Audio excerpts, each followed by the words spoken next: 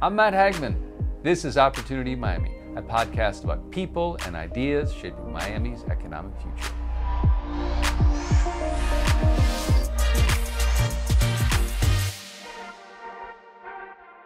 Two growing areas in Miami's tech scene are blockchain and climate tech.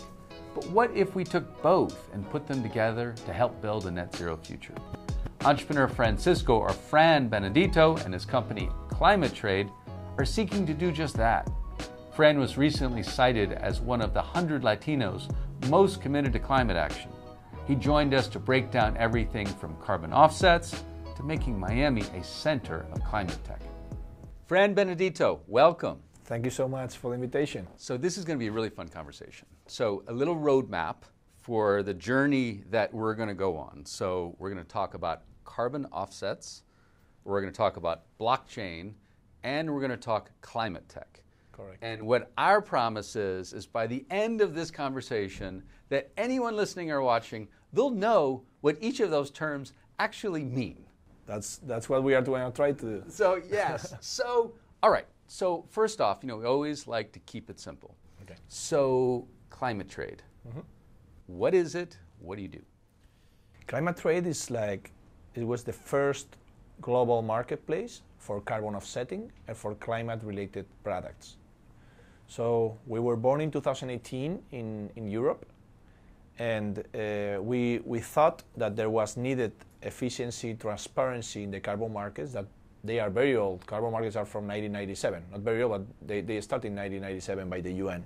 So there was a logic needed in the markets, and we created the first marketplace, awarded by the UN in 2018 as the best solution in the world. It was probably visionary because it was 2017, so it was early. Now everyone is getting to the space, is looking to the space and understanding what carbon markets are. But yes, that was the moment we thought about it, and that's today we work with more than 500 corporations. And talk about that. Talk about your reach, sort of where you've been working, the corporations you're working with, Sure. and the places, the projects that corporations are investing in. Basically, ClimateTrade puts in touch developers of projects all around the world. And when I say projects, I say climate-related projects. Imagine reforestations. I want to conserve the Amazonia. I want to generate waste to biogas in order to avoid emissions of methane. So all type mangroves that we have a lot here in Florida. So all that are projects that generate carbon credits that we will explain what carbon credits are later. And in the other side, we have the corporations. Corporations that need to decarbonize, need to reduce emissions because they emit CO2 to the atmosphere. So basically, the carbon market we have, we put in touch both companies in the one side and in the other, and they trade, right? They buy each other, they buy and sell. So basically, we started in Spain. We work pretty much with all the corporations in Spain. Santander Bank, that is active here also in United States. We work with Sabadell Bank, that is also here in Miami. Yeah. Telefonica, which is one of the biggest telecommunication companies in the world. Lavazza Coffee, that we probably drink every day. Sure. And so many other companies in Europe, more than 500. So some of the biggest. And now we are growing in 5 countries. This first semester, we opened offices in UK, South Korea. We reincorporated the company to the US, so we are a US corporation. Based here in Miami. Based here in Miami. Yeah. And also we are opening operations in the DACH region, which is Switzerland, Germany, and Austria. Wow. So going global. Yeah. But from your perch here in Miami, which of course from here, we love. From here. We love. So one more piece of context before we dive in first on carbon offsets. Talk a little bit about the differences that in Spain and Valencia and Europe generally, there and the United States as we think about the work that you're doing. Yeah, I mean, the European Union has put a big bet on let's say green, and the green tech and in the transformation of the economy towards green energies and all this. So all the European countries are moving towards renewables every time more. We depend a lot on fossil fuels in other countries, especially in Russia, Germany, for example. So we need to move toward renewables. And at the same time, it's because there are regulations that force to the companies to report what they are doing in sustainability in terms of what am I doing? I mean, I'm emitting CO2 from where? And they have to say what they are going to do to address that emissions in a planned timing until 2050, because 2050 is the Paris Agreement, let's say, deadline where we have to be net zero. This is in Europe, in the European Union. Like the Paris Agreement is global. Oh, global. All the countries Paris are right. But each country gets to that Paris Agreement timing whenever they consider. No? So what I saw here in the US is that we are starting now, the narrative changed, especially after Biden administration. Well, the Inflation Reduction Act, Biden administration. Yeah, Recently. Yeah. So we have clear that it is a good path to increase economy also. I mean, if we start to move from fossil fuels to renewables, that's what we have to do, will be millions of jobs, will be new energy that will reduce emissions. That is what we need to do, because we are taking rid of our planet. I mean, we are killing our planet. For sure. So is it fair to sort of, as we think about sort of the context we're in, Europe has been has been leaning into this and mandating change, whereas in the U.S. it's been more voluntary. It's starting now. Yeah. But now it's really picking up speed. It's picking up. I'm very happy because for us it's the right moment to come here, because we've been evangelizing Spanish. And in Spain there was no need of the companies to let's say I'm going to reduce my emissions, I'm going to pay carbon credits for this, no? And then we start to tell the companies why it was important for the planet, for their customers, and for their investors. At the end, your investors are going to tell you, as a company, why are you doing sustainability? Are you doing something? Because I'm worried about this. Right. And your customers that are not, they are called prosumers now. They are going to tell you, what are you doing with your products? What are you doing with your emissions? If not, I'm going to buy the products of your competitor. So our mission is to help the companies in Miami, in Florida, in the United States, to understand why this is important for them and the path they have to follow to do it and to decarbonize. Okay, so perfect segue into the first thing that we are going to demystify and be really clear on, carbon offsets. Okay. So you talked a little bit about it before, but let me take a crack and then we'll turn it over to you. But essentially it's that, so if I'm an airline company and I'm putting 10 tons of carbon dioxide into the air, I'm going to invest. While I'm doing that, I'm putting 10 tons of climate warming gases into the air, I am going to go invest in a project that should take 10 tons of carbon out of the air. Is that about right? How do you describe it? That's more or less like that, yeah. Basically, one certificate, one carbon offset is 1 ton of CO2. Okay. So you as a company need to measure your emissions of CO2. So imagine one coal plant is emitting millions of tons of CO2 every year. So they have to measure. So if they would like to compensate, to offset, they need to buy 1 million certificates, which is 1 million tons in the other side. That's why it's compensation. You compensate, no? 1 to 1 equals 0. So basically, the carbon offsets are a good tool if you do it well. For example, imagine, this is all about positive impact. If you, with your money, generate positive impact or generate negative impact, right? So imagine one airline. You're putting the example of an airline. An airline is burning kerosene. You cannot do other thing. There are no planes with hydrogen. There are not electric planes that can take me from Spain to Miami, right, or Miami to Spain. There are not. There will be in 2035. Mm-hmm. So okay, let's see, in 2035, I will have to be renewing my fleet. I cannot buy all the planes. Imagine if I have 200 planes in 2035, buying all 200 planes. It will have to be progressive. In the meantime, I'm harming the environment with my kerosene. Why don't putting money, part of that money that I earn, in projects that do the opposite? Yeah. But how do you guarantee that projects do the opposite? That's the key question with carbon credits. That's why the people criticize carbon credits, because they don't know that what we have to do is to guarantee the positive impact of that money that you are sending. Is that money going to the pocket of the broker, or is that money going to the pocket of the developer of the project that can generate more projects and reduce more emissions? So let's hit both of those points. So number one, in this transaction, so for ClimateTrade, what is your revenue model? How does it work as essentially the identifier or the broker of this carbon trade? Basically, until now, the markets has been characterized by brokers buying and selling to the other side, and the fees were huge. And you didn't know the fees of the brokers because they were embedded in the price of the credit, right? Mm-hmm. But I can tell you we're around 70, 80, and even 100% of the credit you were selling, right?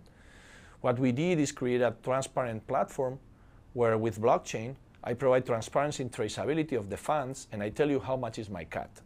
And I don't buy and sell. I put you in contact. So what I do is, if you are a Santander bank, you go to my marketplace, you look at the projects in the places you want to buy. We have projects all around the world. These are like wind farms, deforestation. Yeah. Okay. All types. For example, in Brazil, there is a lot of waste to energy because there is a big problem with waste in Latin America, especially in Brazil. No? So there are waste to energy projects. There are reforestations in the Amazonia, Peru, Chile, Brazil, Colombia, no? And in the US, we have a lot of projects also in the US, no? And we sell also energy. I'll go later with that. So basically, the carbon offsets need to guarantee you that you generate that positive impact. So ClimateTrade, what it does is charges a fee in the side of the buyer, in the side of the seller, but a concrete and very specific fee that we share with the buyer once they enter and buy the credits. Right? And then how do you, for a particular project, how do you value it for the amount of carbon that it's offsetting? Okay, that's a specific worldwide setup guideline. There's guidelines for the whole world. At the end, this was started in 1997, and the UN marked how this was going to work. So there are private entities that do it, and they have their own brands as a, let's say, imagine I made a pair of shoes, but are not Nikes. So they are like, you know how to make the pair of shoes, and then you put the brand Nike with their quality and all that. So that's the standards. You have to put your brand on your carbon credit, right? So there are like 5 big standards. UN is one of them. So there is a whole process of certifying that project that you are saying that you want to put on carbon credits, right? Mm-hmm. So imagine we make a reforestation. We need to make a project. Right. A paper, 100-something pages of why we are doing this, and with methodology, with this type of tree, if it's an eucalyptus or whatever it is, it's going to capture that CO2 during that year. And for how many years are we going to have trees, and we are going to have that many hectares. So that we presented to the certification company that says, okay, what you did is correct. And then it goes to the validation company, that is the brand, let's say, no? That gives you like the standard for your carbon credits, and then you can sell them. So it's a small but rapidly growing space, right? It's about a $2 billion market right now. So I guess you don't call that small. No. So it's getting big. But there have also been questions about it, right? Of course, ProPublica did a deep dive in the space, Bloomberg, and of course, not long ago, John Oliver spent 25 minutes just, taking a bat to carbon offsets, which we all watched. We were all entertained. But talk about the critique that he laid out and that we've seen in some of the reporting.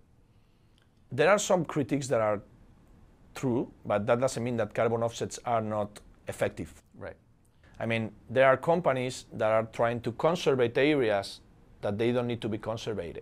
You would say the critics have a point about there needs to be more clarity in terms of where the projects at the project. I need to know if that project is generating impact or not, positive impact. And I need to know if the guy is receiving the right money to be properly developing the project and new projects that he wants to develop. But one of the critics that I see that is correct is I cannot go and say this forest that is here already and is capturing CO2, I'm going to conserve it.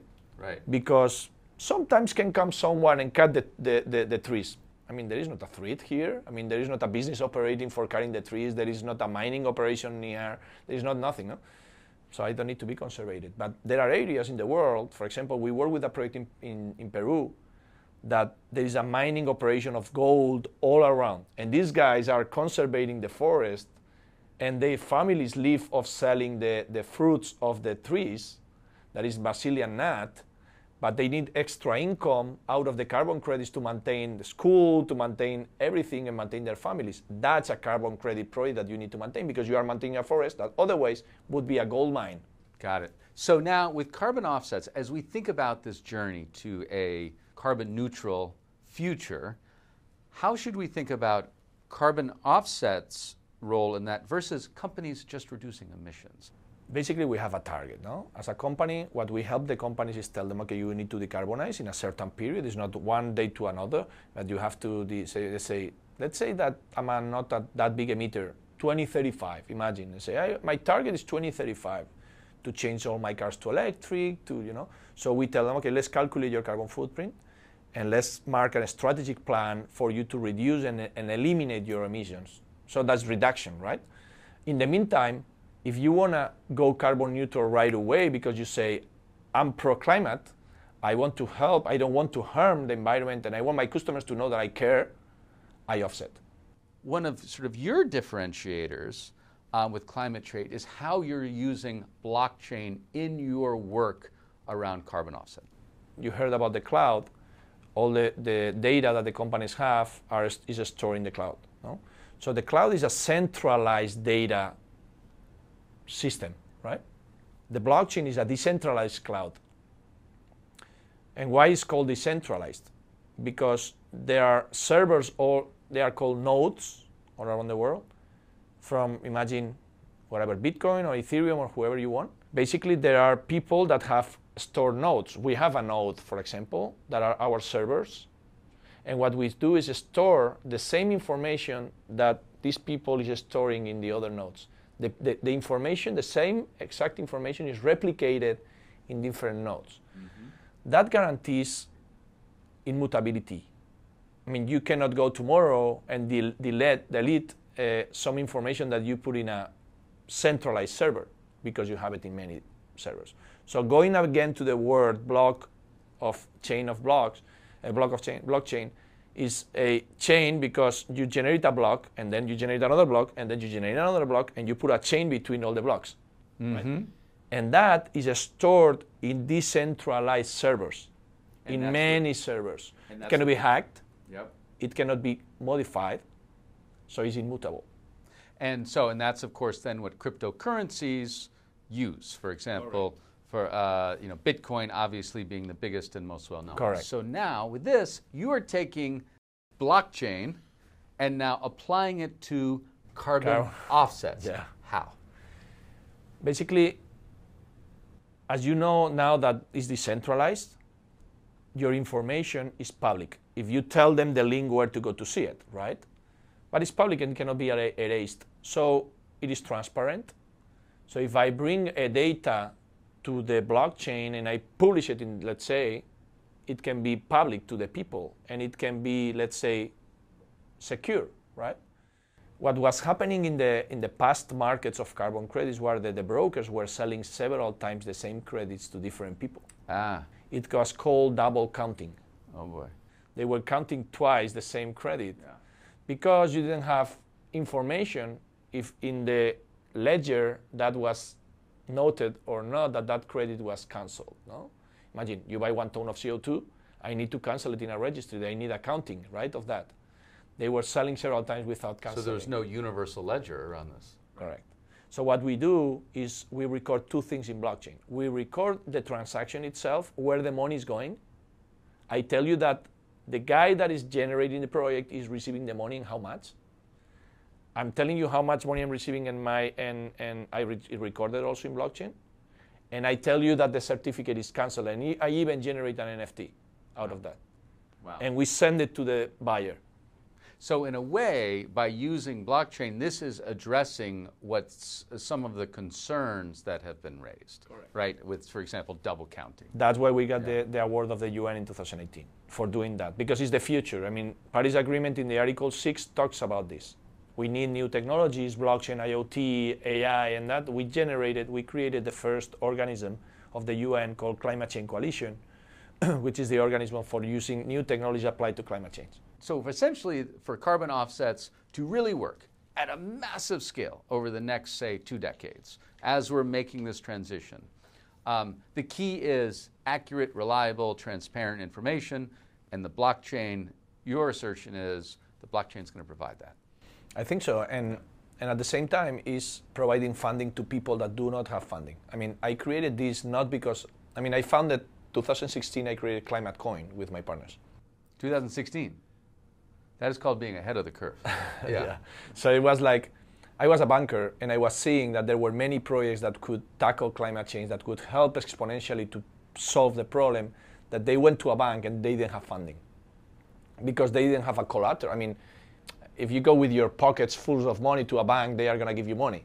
But if you are some scientist that you have a great idea to tackle climate change, you go to a bank, they say, yeah, whenever you have money, come back, you know. you have to give me the money. But I mean, not against your idea, against something that if you don't repay me, I can get, right? So we thought on carbon credits to be that source of collateral for the banks. Mm-hmm. That's why we created Climate Coin in 2017. It was 16, it was too early. And now we are launching the initiative again in the US as the first regulated asset in the world, backed by carbon. So when are we going to see it? By the end of the year. By the end of the year, wow. Okay. So one thing I also want to address is you're talking about blockchain. Of course, as we think about things such as Bitcoin mining, Bitcoin, of course, is on the blockchain, using blockchain, is, of course, that uses lots of energy. Now, you're talking about using blockchain to try and deal with, our climate crisis. Help us make sense of that. Yeah, it's a contradiction, right? Yes. Right? So basically, I love Bitcoin because it's like a revolution, right? It's something that comes up new and that it makes us think in another manner and it changes the way we do things, right? And it evolves and changes economies, and it may change economies. Now, our governments that that are accepting payments in Bitcoin, and many Sure. people in the world. Yeah, it has the problem of the harming that generates for the environment, because it generates a lot of power consumption in the algorithms transactions they have to do. Together with the proof of work that uses the Bitcoin for being generated, there is a proof of stake that is another protocol that makes less power consumption and other blockchains, right? So we use a blockchain that is the less polluting blockchain in the world. So there's a way to do this that's not using nearly the energy Correct. that, say, when folks are mining Bitcoin. For example, the proof of stake protocols, imagine we use Algorand in this case, which is great company, and they are, one transaction is 0.004 kilowatts per hour. One Bitcoin transaction is 750 kilowatts per hour. If they have to generate Bitcoin, they have to do it with renewable sources. So obviously, as we have to switch from fossil fuels to renewables, if we are using to mine Bitcoin, we are not using that to do other things. Some people say that is incentivizing renewables by mining Bitcoin because you want to mine with green Bitcoins. But yeah, at the moment we are far away of having our power even in a good percentage on renewables. But am I hearing correctly, though, that, so I guess our takeaway should be is that in using the blockchain and with carbon offsets, you're saying there's a way that to do that, which you do, which uses much less energy. Yes, it's using a proof of stake blockchain, which is another new, let's say, protocol that Ethereum moved from proof of work to proof of stake now. So they are bringing down the consumption because the computer doesn't have to be doing all that transactions over the time to generate the Bitcoin. Yeah. How, if we talk about right now being a market at about 2 billion, how big a market do you imagine this could be in 5 or 10 years? Any thoughts, projections on where this is? Time will tell. I mean, we could be 300 billion in the coming decades. I mean, coming decade? Yeah. I mean, this is expanding super rapidly, I mean, especially in the developed countries and now, like US, for example, that is getting on this all the time. They are seeing new applications also for the carbon credits, and they will be trading of these, and many people will trade more. And so at the end is a good mechanism to fund projects all around the world. And everyone wants to generate money. And at the end, it's a business. And if it's a business, it's good for the planet. Why not? So it is going to grow exponentially together with the price. I mean, we are today around $15 a ton. They say the Nobel Prizes say they can go to $600 in 2050. Mm-hmm. Wow. Even 1,000. So, but as you've been making clear to us, this is not going to solve our climate crisis. This will be a bridge to help us get to a place where companies then can be focusing on climate reduction. It is a bridge, but it is a part of the solution. It's part of the solution, yes. I mean, if you want to change all to renewables, how do you incentivize to generate more renewables? Right. With, for example, there are IRECs, International Renewable Energy Credits. I mean, at some point, everyone will want to buy green energy because they will be pro-climate. They will be, I'm concerned of what I'm going to leave to my future generations, right? For sure. I did this for my daughter. And I say, I have to do something, and I'm about to try to change the world. No? So I came to this. No? So I see that carbon credits will generate a lot of positive things. Like, for example, we are bringing now to Miami the leading company I have part of the company here in the US. I'm helping the company to grow for carbon capturing. So there are trees, artificial trees that you put in the streets, and they capture the CO2 out of the streets. You're bringing nitrogen. this company to Miami. Yeah. Now, could a company like that get funded through carbon offsets? It can. It can. When we capture CO2 with the artificial trees that they have microalgae inside, we connect that to our company electronically with blockchain, and we generate carbon credits real time. Wow. So what prompted you to move your headquarters, to move yourself here to Miami? Well, basically, you know, I come from Spain. I'm Latin, so it is like our, let's say, a state and city Yes. per excellence. No, whenever we come to the States, like the people is super friendly. They like embraced us, like very rapidly helped us with networking and connecting with the people. Obviously, Major Suarez is a good friend, and Absolutely. he's great. He's doing great things for the city, and he's super positive about climate change. I mean, in terms of doing things against climate change, Yep. and obviously, taxation friendly place. No, You bet. it's great, and weather here, you know, is fantastic. It's great too. Yeah. And at the end, obviously, it is a good place to also experiment, because it's a place that is going to suffer from climate change. And then, you know, climate change, the water is going to go up, right? So the oceans are going to go up. So we will need to adapt. Yeah. And there is a process of prevention, but it's a process of adaptation also. And at the future, you will see adaptation credits also. So it is a good place to bring our company to start to evangelize, let's say, about this, to help the companies to understand why this is important, as we did in Spain. Nobody believed this in Spain. Now we are absolute leaders, and Spain is one of the leading countries on this, right, in Europe. Absolutely. You're right. Yeah, absolutely. So I think we can do the same from Miami, and we want to help Miami to see all the threats that we are having in front of our eyes in terms of climate change. What are the things that you think that Miami has to do to become a real center of climate tech? Well, I think that everything that is being done in Miami is being very planified, right? In terms of blockchain, health tech, and now climate tech, right? So you have already an environment. You have already an environment of investment funds. You have an environment of entrepreneurs.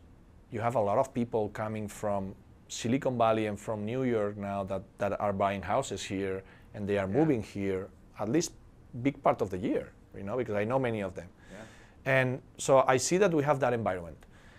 Now what we have to do, and this is happening already, no, because there are some organisms that are associations that are generating are starting to move on that direction, no? Events. We just have the Aspen Institute recently event. Great. Right? Yeah. It's great. And we are going to be collaborating with them in the coming editions, no? That's great. So I mean, at the end, I think that is just putting the word out of saying, hey, we are going to be the capital for climate tech, but obviously we have to do some things to really demonstrate that we are doing. No? One thing that is like my personal bet I want to do, I don't know, I have to understand more still about this, but it's recycling. No? In Spain, we have, in every city of Spain, we have like different places for glass, plastic, cardboard, and that. So you go with your bags and you throw it to everything. Here, you put it all together. Mm. So we need to see if that then is separated properly or not, because we need to recycle. That's one of the big problems we have in the planet, no? There are 4 problems: decarbonize, recycle waste, plastics, and pesticides. Mm. So that's the 4 big threats. We have to solve them. I mean, it just feels like so many of these things we talk about that are very expensive. This is, this is a way of funding it. Is a way of funding. That's my vision. That's what I want to do in the U.S. Yeah. And that's why I came here. I want to grow bigger and bigger, and I want to do that type of things. I love solar. Imagine you have your house with your solar rooftop. You don't pay energy, and you don't pay electric car. You don't pay anything for your riding your car. That's the future. Yeah. And then we will solve the problem of the batteries of the cars, but we are done then. Right. We have it. All right. To wrap it up, we always like to wrap up with 3 takeaways. As we think about achieving a carbon neutral future and net zero future in Miami, as we think about Miami being a climate tech leader, what are the 3 things that really should be top of mind? First, in terms of the people itself, right? We have to see around ourselves, because this is about democratization of climate change. When I created the company, my first call was democratize climate change. So every one of us, we need to look around and see what we are doing wrong against the planet, right? And a small effort generate a big solution, right? That's one thing. Second thing, obviously, is this is a public and private solution. So companies need to be, and that's where we are going to help. The companies need to be open to say, hey, I want to do, and there are many that are starting to do it. I want to do something, and I'm gonna put my company at work to change processes. That doesn't mean sometimes that you have to spend more money. That doesn't mean that. You can buy a gas car or you can buy an electric car. That's just one choice, you know. And that's the good one, is buying the electric car today, right? Yeah. That's the second thing. And the third thing is education. So we need to educate not only the future generations that I think they have it in the DNA already, but that transition generation, that are the one that are going to leave something good for the kids or something bad for the kids, you know. So it's in our hands to do it. No? Fran, Benedito, thank you very much. My pleasure, my friend. Enjoyed it. Thank you. Thank you for the invitation. Thank you. Opportunity Miami is powered by the Miami-Dade Beacon Council. You can reach us with your story ideas and feedback at next@opportunity.miami. Thanks so much for joining.